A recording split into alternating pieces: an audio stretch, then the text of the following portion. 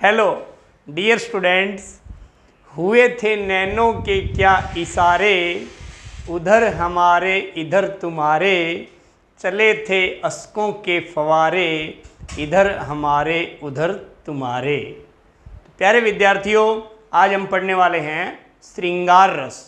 और श्रृंगार रस जो होता है वो रसों का राजा है। क्या है? रसों का राजा है।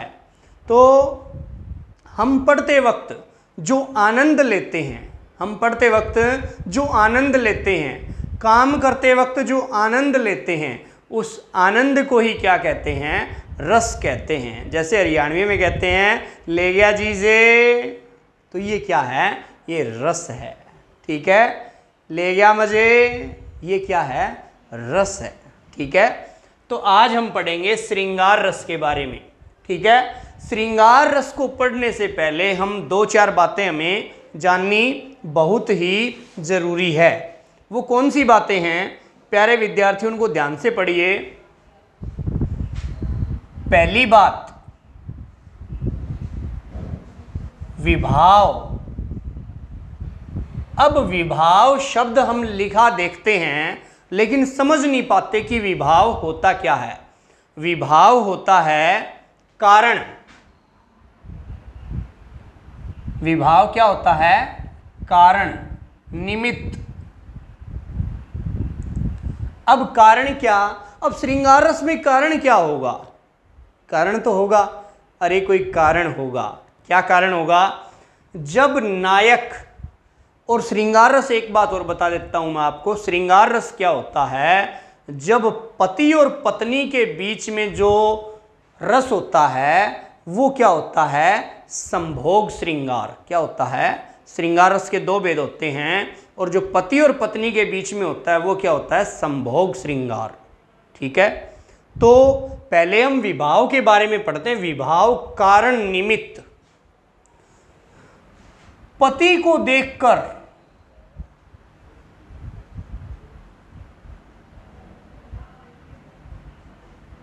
देखकर पत्नी के भाव, नायिका को देखकर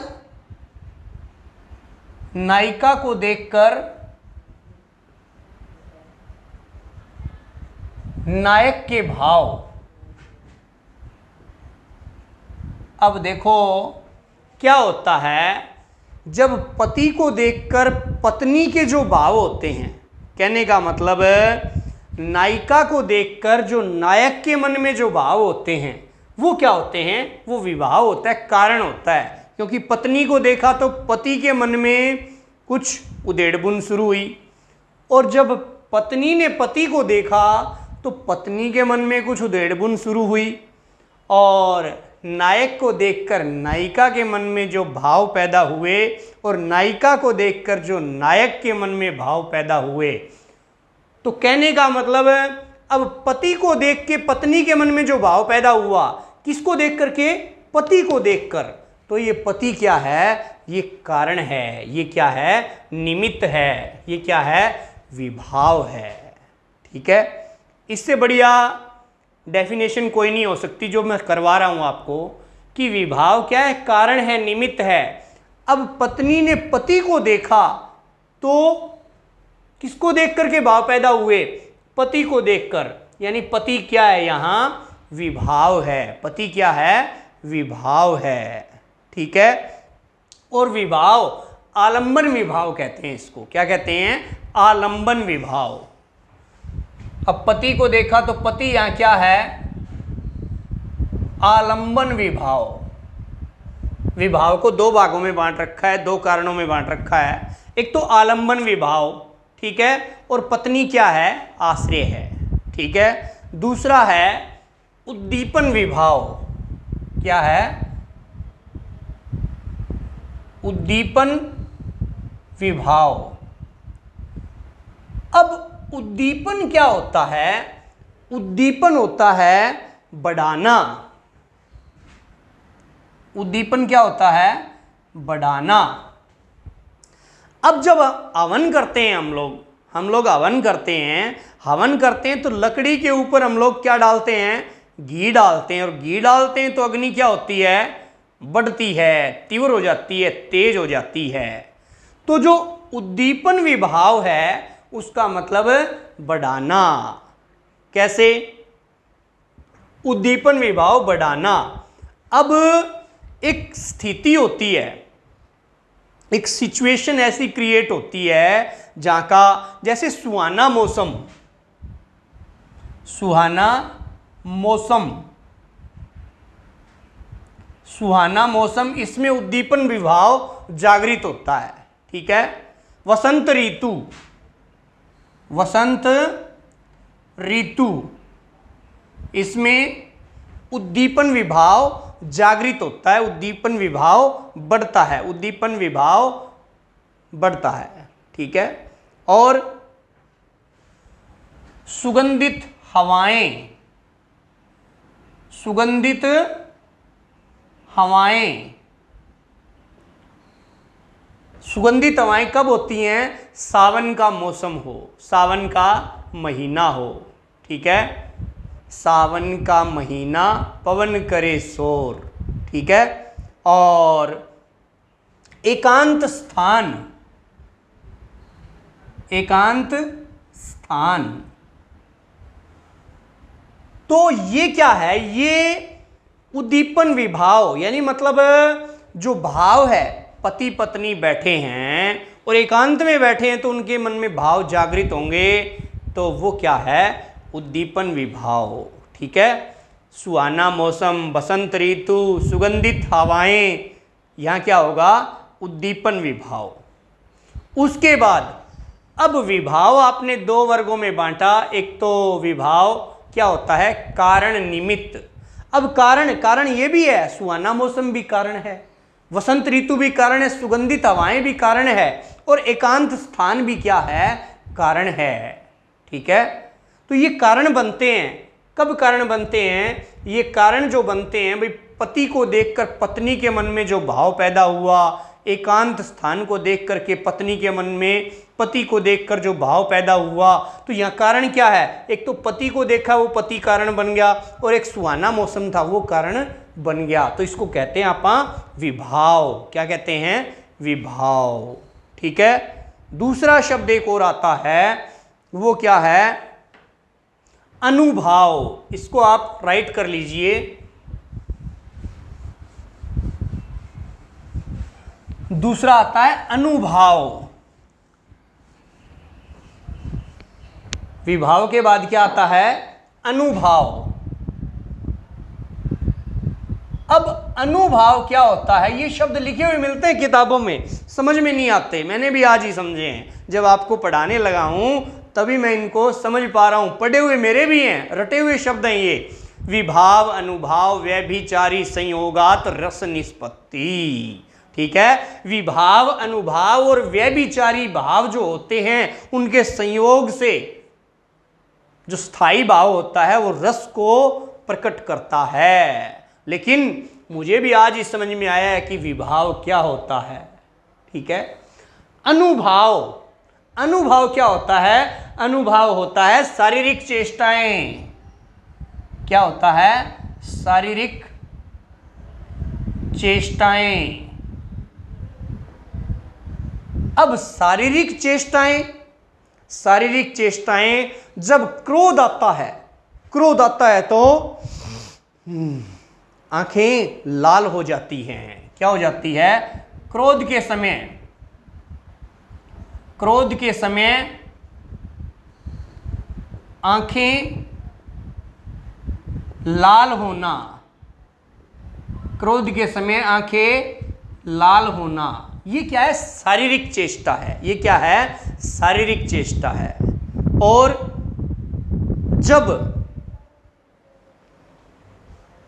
और कई बार या प्रेम की स्थिति होती है तो ऐसे कई लोग होठ काटते हैं। क्या है? होठ काटना, होठ काटना, ये भी क्या है? शारीरिक चेष्टा है। इसको भी अनुभाव बोलते हैं। ठीक है।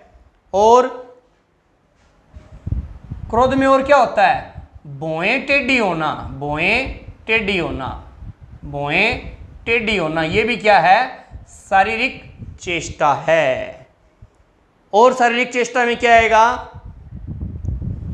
एक आंख बंद करना, ये भी शारीरिक चेष्टा है। और सैली मटकाना, ऐसे ऐसे करना, ये भी क्या है? शारीरिक चेष्टा है। ठीक है, तो ये होता है अनुभाव। क्या होता है? अनुभाव। और अगला है व्यभिचारी। क्या होता है? व्यभिचारी भाव। व्यभिचारी भाव, इसको हम संचारी भाव भी बोलते हैं। क्या बोलते हैं? संचारी भाव। अब व्यभिचारी और संचारी भाव क्या होता है? जो स्थायी भाव को रस अवस्था तक पहुंचाने के लिए, जो स्थायी भाव है उसको रस अवस्था तक, उस रस तक पहुंचाने के लिए जो मदद करते हैं, वे क्या होते हैं? संचारी भाव होते हैं। रस तक पहुंचाने के लिए, रस तक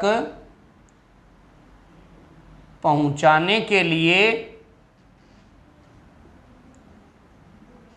मददगार, रस तक पहुंचाने के लिए जो मददगार होते हैं, जो सहायक होते हैं, उनको कहते हैं संचारी भाव। क्या कहते हैं? संचारी भाव।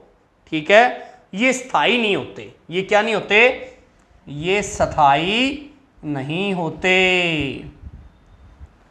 ये स्थायी नहीं होते।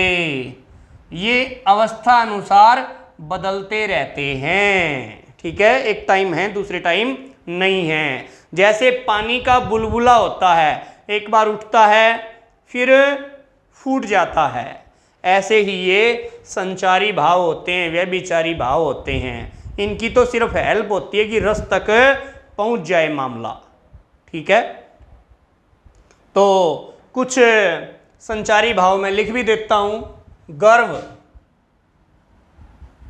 आलस्य, क्रोध, गर्व, आलस्य, क्रोध, निद्रा, ये सब क्या हैं? ये व्यभिचारी भाव हैं, ये संचारी भाव हैं। ठीक है, आगे करते हैं। इसे नोट कर लीजिए, ध्यान दो, एक बार फिर पढ़ा देता हूं। अनुभाव क्या होता है? अनुभाव होता है शारीरिक चेष्टाएं। अनुभाव क्या होता है? शारीरिक चेष्टाएं। शारीरिक चेष्टाएं नैन मटक्के करना, एक आंख बंद करना, सैली मटकाना। ठीक है, क्रोध के समय आंखें लाल होना, ओठ काटना, ओठ काटना, भौहें टेढ़ी होना। ठीक है, स्पर्श करना, ये सब क्या है? ये क्या है? शारीरिक चेष्टाएं हैं। और व्यभिचारी भाव, संसारी भाव क्या होता है? मतलब रस तक पहुंचाने के लिए जो मददगार जो भाव होते हैं, वो क्या होते हैं? वो संसारी भाव या व्यभिचारी भाव होते हैं, और ये स्थायी नहीं होते। ठीक है, गर्व, आलस्य, क्रोध, निद्रा, ये सब क्या हैं? संसारी भाव हैं। इसको रब कर रहा हूं, इसको नोट कर लीजिए। हाँ जी, आगे है अपना स्थायी भाव। क्या है? स्थायी भाव। स्थायी भाव क्या होता है? टिकने वाला। स्थायी भाव क्या होता है? टिकने वाला। जो टिकाऊ भाव है वो क्या है? स्थायी भाव है। विभाव, अनुभाव, व्यभिचारी संयोगात रस निष्पत्ति। विभाव, अनुभाव और व्यभिचारी जो भाव होते हैं, उनके संयोग से रस पैदा होता है। ठीक है, हमारे जो ऋषि मुनि हैं उन्होंने ये बात कही है। रस तो पैदा होता है, लेकिन रस पैदा होता है उसमें एक स्थायी भाव होता है। उस स्थायी भाव को पहले बोला जाता है, तो वो होता है, अब हम कर रहे हैं श्रृंगार रस। क्या कर रहे हैं? श्रृंगार रस। जो रति भाव है, रति भाव, रति क्या है? ये स्थायी भाव है। और रस कौन सा है? श्रृंगार रस। रस कौन सा है? श्रृंगार रस। श्रृंगार रस। रति अपना स्थायी भाव है और श्रृंगार रस है। रति क्या होता है? प्रेम। रति क्या होता है? प्रेम। ठीक है, प्यार। ठीक है, रति क्या होता है? प्रेम, प्यार। किसका? पति और पत्नी का, नायक और नायिका का, वो रति है ये। ठीक है, कामदेव अपने बाण चलाता है तो रति भाव पैदा होता है और श्रृंगार रस की उत्पत्ति होती है। अब उदाहरण आते हैं कई। तो श्रृंगार रस क्या है?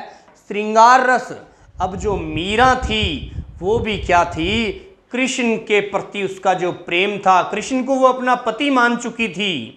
ठीक है, तो मीरा का जो कृष्ण के प्रति जो प्रेम है वो भी क्या है? वो भी संभोग श्रृंगार का उदाहरण है। जैसे एक उदाहरण करते हैं हम, मेरो तो गिरधर गोपाल, मेरो तो गिरधर गोपाल, दूसरों ने कोई। मेरो तो गिरधर गोपाल, दूसरों ने कोई। ठीक है, मेरो तो गिरधर गोपाल है, मेरे तो भगवान श्री कृष्ण है, मेरा दूसरा कोई नहीं है। जाके सिर, जाके सिर, जिनके सिर पर, जाके सिर मोर मुकुट, जाके सिर मोर मुकुट, जिनके सिर पर क्या है? मोर का मुकुट है। मेरो पति सोई, मेरो पति सोई, मेरा तो वो ही पति है। ठीक है, तो मीरा क्या है? मन ही मन भगवान श्री कृष्ण को अपना पति मान चुकी है और जो पति के प्रति जो प्रेम होता है वो क्या होता है? वो श्रृंगार रस होता है। ठीक है, अगर आप रस नहीं ले पाते हैं तो चाहे पढ़ते वक्त भी रस आता है, ठीक है, खाते वक्त भी रस आता है, ठीक है, और जो जिसको रस नहीं आता उसकी जिंदगी भी बोझिल ही है। ठीक है, इसलिए हर बात में हमें रस लेना चाहिए। रस अलग अलग होते हैं, अलग अलग रस भी करेंगे, लेकिन आज पहला जो रस है अपना वो क्या है? श्रृंगार रस। ठीक है, और श्रृंगार रस के भी दो उदाहरण हैं, मतलब दो भेद हैं, एक संभोग श्रृंगार और एक विप्रलंभ श्रृंगार, जिसको वियोग श्रृंगार भी कहते हैं। ठीक है, तो ये संभोग श्रृंगार का उदाहरण है। और दूसरा उदाहरण करते हैं हम,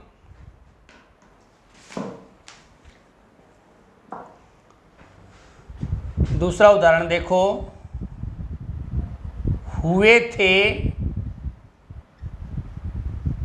नैनों के क्या इशारे, इधर हमारे उधर तुम्हारे, उधर तुम्हारे। हुए थे नैनों के क्या इशारे, इधर हमारे उधर तुम्हारे, चले थे अश्कों के क्या फवारे, चले थे अश्कों के क्या फवारे,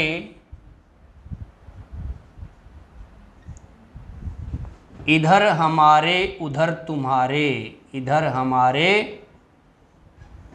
उधर तुम्हारे।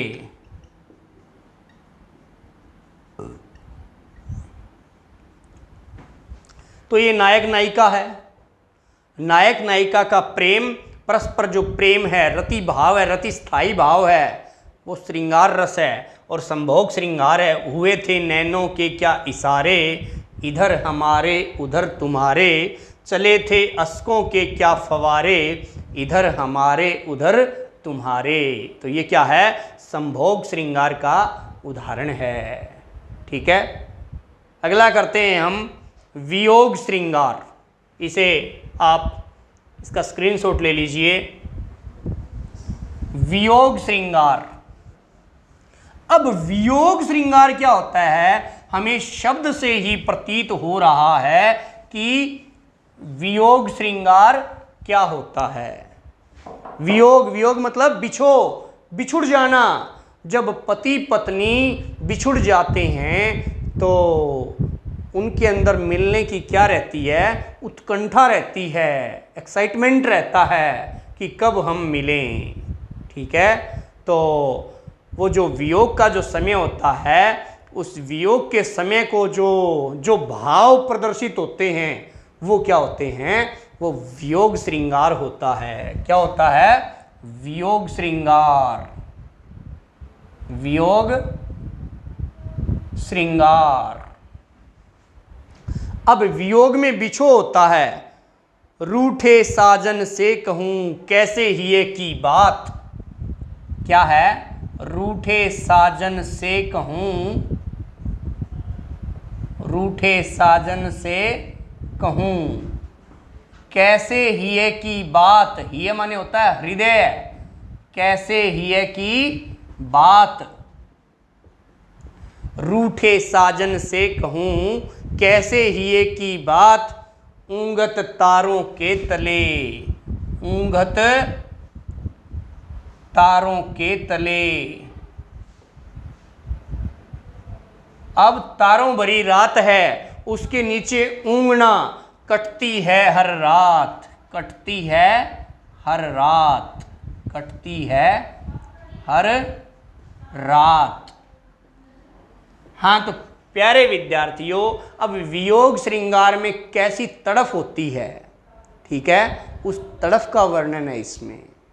ठीक है, रूठे साजन से कहूं कैसे हिये की बात।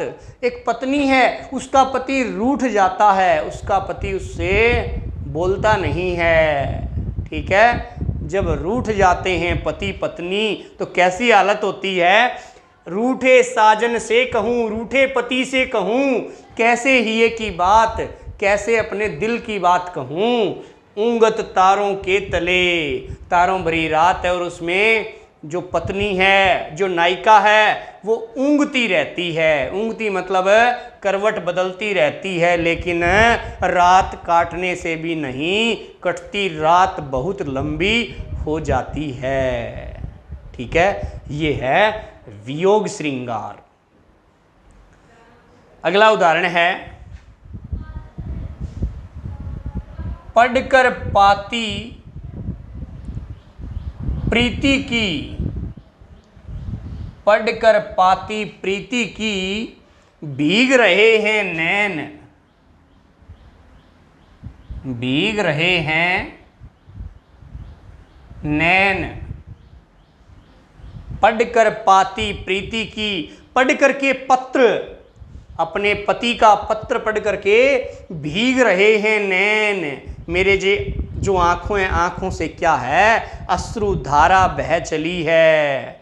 ठीक है, आखर आखर पर बोलते साजन हैं बेचैन। आखर आखर आखर पर बोलते, क्या बोलते, साजन हैं बेचैन, साजन हैं बेचैन। हाँ, तो प्यारे विद्यार्थियों, एक पति पत्नी, एक फौजी और फौजन, ठीक है, एक फौजी और फौजी की पत्नी पढ़कर पाती प्रीति की। अब तो टेलीफोन मैसेज, मतलब व्हाट्सएप, बहुत से मतलब मैसेज करने के लिए, बात पहुंचाने के लिए अनेक साधन उपलब्ध हो गए हैं। पहले क्या होता था, पहले तो चिट्ठी होती थी। पढ़कर पाती प्रीति की, प्रेम भरी फौजी की चिट्ठी पढ़ करके भीग रहे हैं नैन, आँखों से अश्रुधारा बहने लगती है, क्योंकि वियोग सहन नहीं होता। आखर आखर पर बोलते साजन हैं बेचैन। आखर आखर, अक्सर अक्सर पे यूं प्रतीत होता है कि मेरे सजना, मेरे पति, मेरे फौजी पति मेरे बिना क्या हैं, बेचैन हैं। ठीक है, तो ये हमने वियोग श्रृंगार किया। तो आपको आज मैंने जो बात बताई क्या बात बताई? एक तो श्रृंगार रस के दो भेद बताए, एक तो संभोग श्रृंगार और एक वियोग श्रृंगार, जो आपको अच्छी तरह से समझ में आ गया। और एक मैंने श्रृंगार रस प्रारंभ करने से पहले आपको विभाव, अनुभाव, व्यभिचारी भावों के बारे में बताया। दोबारा फिर एक्सप्लेन कर देता हूं।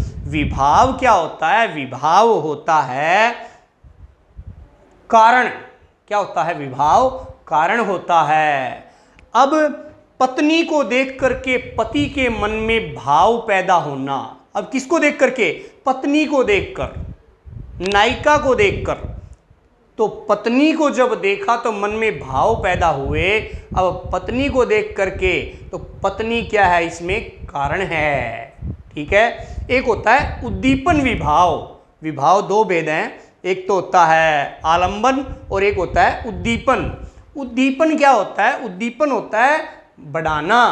जैसे हवन करते हैं तो अग्नि में घी डालते हैं और घी डालने से अग्नि बढ़ जाती है। वैसे ही पति पत्नी को देख करके जो भाव जागृत होते हैं, उन भावों को और सुलगाना, और मतलब ज़्यादा उसको बढ़ाना। कैसे बढ़ेगा वो?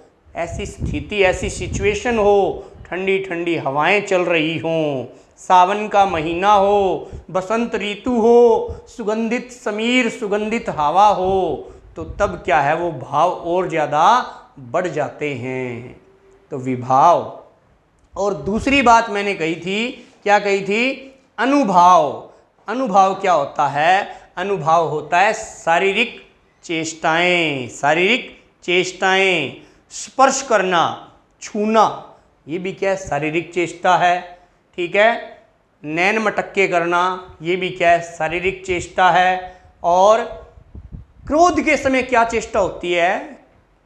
उसमें होठ कांपने लगते हैं। ठीक है। और कई लोगों की नाक फूलने लगती है और कई लोगों की आंखें लाल हो जाती हैं। ये भी सब क्या है? शारीरिक चेष्टाएं। इसको बोलते हैं अनुभाव। क्या बोलते हैं? अनुभाव।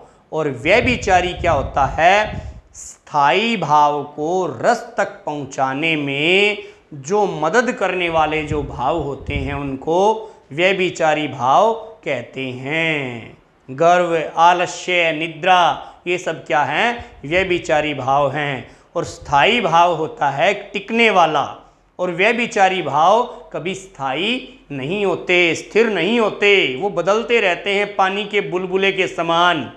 तो इस प्रकार से जो विभाव, अनुभाव, व्यभिचारी भावों के संयोग से जो निष्पत्ति होती है, वो रस की निष्पत्ति होती है। और रस से पहले एक स्थायी भाव होता है, स्थायी भाव बन के तैयार हो जाता है। जैसे रति। रति क्या होता है? रति होता है प्रेम। जहाँ प्रेम होगा वहाँ क्या होगा? श्रृंगार रस होगा। ठीक है। और श्रृंगार रस में भी दो, संभोग श्रृंगार जिसको संयोग श्रृंगार भी कहते हैं, और विप्रलंभ श्रृंगार जिसको वियोग श्रृंगार भी कहते हैं। तो दो दो उदाहरण हमने इसके किए, तो आपको अच्छे से ये श्रृंगार रस समझ में आया होगा। आज के लिए प्यारे विद्यार्थियों इतना ही। जय हिंद, जय भारत।